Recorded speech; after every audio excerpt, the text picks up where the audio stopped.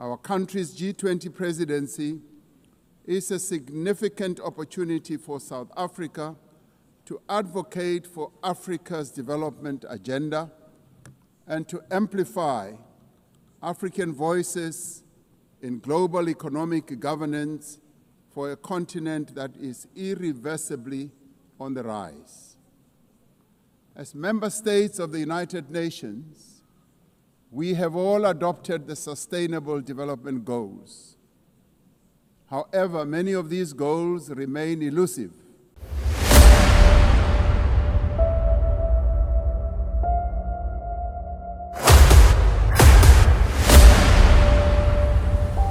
This is the journey to One Africa. The Assembly will hear an address by His Excellency Matamela Cyril Ramaphosa, President of the Republic of South Africa. I request protocol to escort His Excellency and invite him to address the Assembly.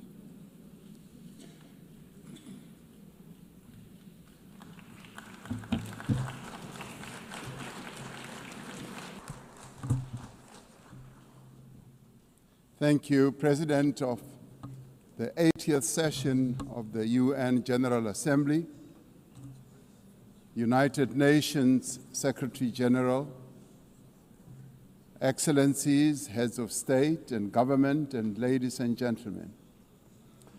80 years ago, the United Nations was established to save succeeding generations of humanity from the scourge of war and to build a peaceful, prosperous, and just world arising from the devastation brought about by global conflict.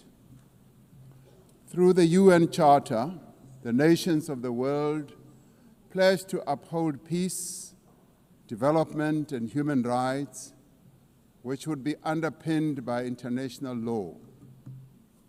Now more than ever, we are called upon to uphold the values and advance the purpose of the United Nations. We are also called upon to advance cooperation and solidarity between nations. We are called upon to promote multilateralism and safeguard the institutions that enable it. South Africa's engagement in the international sphere echoes our domestic imperatives of eradicating poverty, reducing unemployment, and addressing the root causes of inequality. Our foreign policy is guided not only by the needs of our people, but also those of the continent of Africa and the global South. Inspired by our own history, South Africa strives to maintain world peace and also the settlement of all international disputes through negotiation and dialogue and not through war. We therefore welcome the strong partnership between the African Union and the United Nations in promoting peace, security, and stability on the African continent. This year, South Africa is honored to preside over the G20. This is the first time that G20 Leaders Summit will be held on the African continent, the cradle of humanity. South Africa's G20 presidency is guided by the theme equality, solidarity, and sustainability. To give full meaning to our theme of equality, solidarity, and sustainability, we have invited the G20 countries to join us in prioritizing the following areas. Firstly, in discussion to strengthen disaster resilience and response by addressing the increasing frequency and impact of climate-induced natural disasters. Secondly, to ensure that we have debt sustainability for low-income countries by crafting innovative ways to support countries to have low levels of debt to maintain economic stability. Thirdly, to discuss how to mobilize finance for a just energy transition by encouraging investments in renewable energy and sustainable technologies without foregoing what we would call base load energy sources.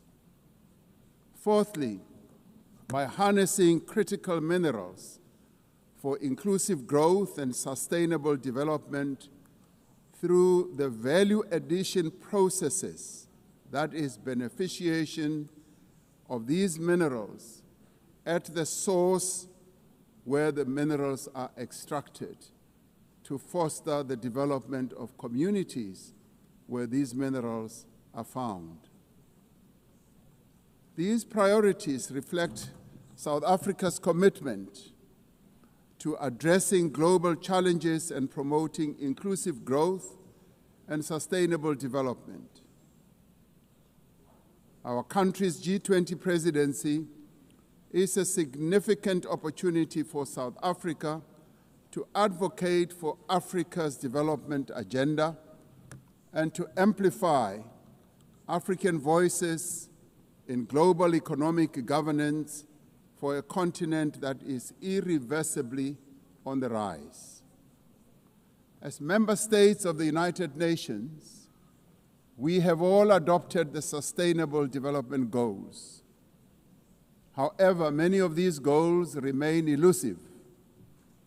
There are many reasons that hold many countries back from fulfilling and implementing these development goals.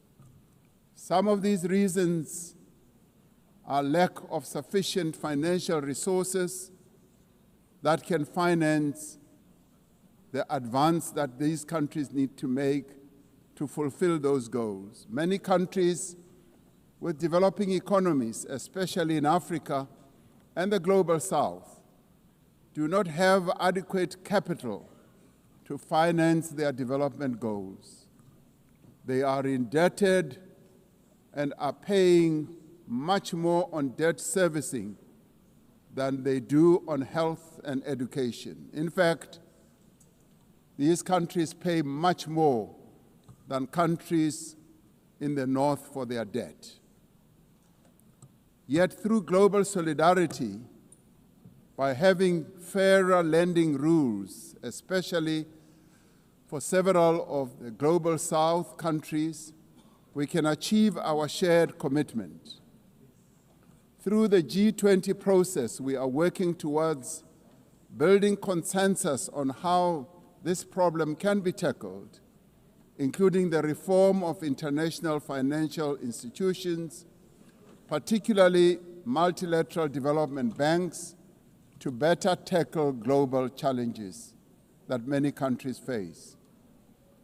The multilateral trading system needs to be reformed as we reconfirm that the World Trade Organization remains the only multilateral body that is capable of managing differences and coordinating positions in global trade. Trade is one of the most important instruments to mobilize domestic resources for development. It is concerning that geopolitical shocks and unprecedented trade policy volatility are destabilizing the global economy and jeopardizing a critical source of development finance. In fact, trade is now being used as a weapon against a number of countries in the world. We must redouble our efforts to strengthen the link between trade and development.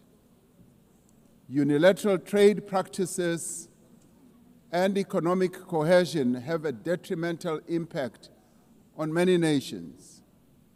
This includes The economic embargo against Cuba, which has caused untold damage to the country's economy over the years. This unfair embargo must be lifted, and we want it lifted sooner rather than later.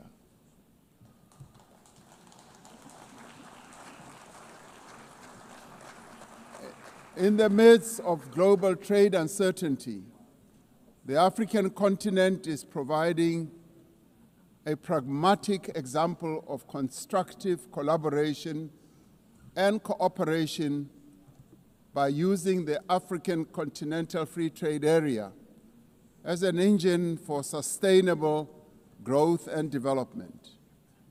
This will, with commitment, become the central pillar of economic cooperation and integration for our continent.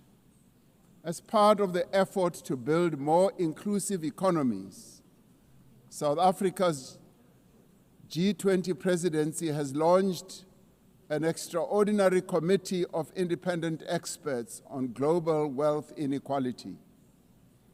This committee, chaired by Professor Joseph Stiglitz, a Nobel laureate, will deliver the first ever report on global inequality to G20 leaders when they meet in November in Johannesburg in South Africa. Climate change is an existential threat. We are failing future generations by our inability to reduce global warming. Climate change is reversing economic growth and development gains in many countries, especially in the global south. Although Africa carries the least responsibility for climate change, many countries on the continent of Africa experience much of its harshest effects. Extreme weather events like floods and droughts are driving food insecurity, displacing populations, causing damage to infrastructure, and leading to the unnecessary loss of livelihoods. Member states must honor their undertakings and commitments in line with the guiding principle of common but differentiated responsibilities and respective capabilities. The Secretary General recently reported that global military expenditure has reached historic highs, just as the world is falling behind on its core development promises. We are building weapons when we should be building social infrastructure that advance the lives of our people. We are fighting wars that cause death and destruction when we should be fighting poverty and developing the livelihoods of vulnerable people. We must act decisively to silence all the guns everywhere to realize the goal of sustainable development and global peace. And I do believe that this is an objective that is possible to reach. As we commemorate the 80th anniversary of the UN, the relevance of this institution and various multilateral processes for the maintenance of international peace and security is being willfully undermined. There is an increasing reliance on unilateral military action in contravention of international law. The United Nations Security Council has proven to be ineffective in its current form and composition in carrying out its charter mandate to maintain international peace and security. South Africa remains deeply concerned by the erosion of the credibility of the Security Council and its failures to ensure accountability and uphold international law. As the security and humanitarian situations in the Democratic Republic of the Congo, Sudan, Gaza, and elsewhere deteriorate, it is a matter of great concern that there are countries that continue to violate international law and also defy the United Nations resolutions and rulings, also from bodies like the International Court of Justice. The establishment of the Hague Group and the Madrid Group aim to reaffirm the primacy of international law, promoting accountability and ensuring support for a just peace. We cannot and should not accept that members of this organization continue willfully to violate without consequence the charter that we have all agreed to uphold. Therefore, as nations that have pledged to uphold the UN Charter, we have the ultimate responsibility to ensure and protect the rights of the Palestinian people to self-determination, consistent with the case that South Africa brought before the International Court of Justice. There is growing global consensus. There is growing global consensus that Israel is committing genocide in Gaza. Just last week, the United Nations Independent International Commission of Inquiry found that Israel is responsible for the commission of genocide in Gaza. As Palestinians continue to face genocide and famine, we have a duty to act. South Africa has acted in the interest of saving lives by insisting that the International Court of Justice should make a ruling that indeed genocide is being committed in Gaza and that it should stop. And we stand here to say it must stop.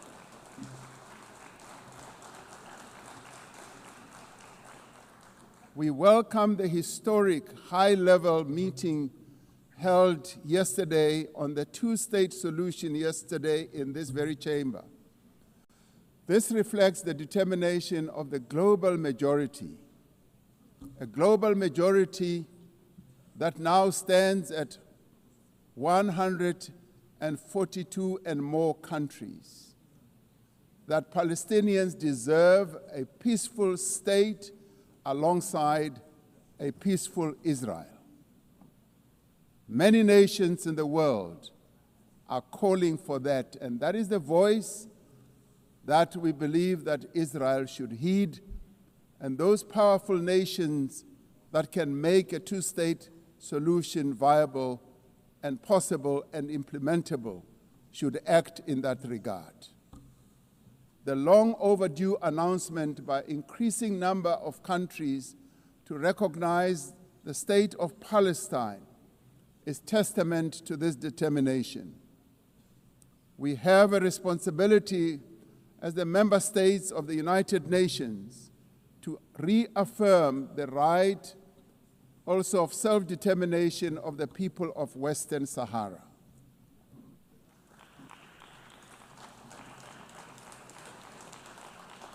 The very first resolution of the United Nations General Assembly in January of 1946 called for the elimination of atomic weapons.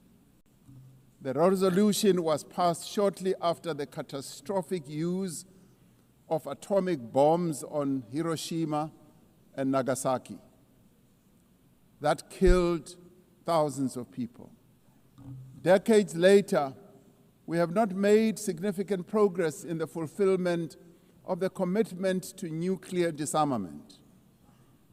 In 2026, next year, South Africa will be presiding over the first review conference of the Treaty on the Prohibition of Nuclear Weapons.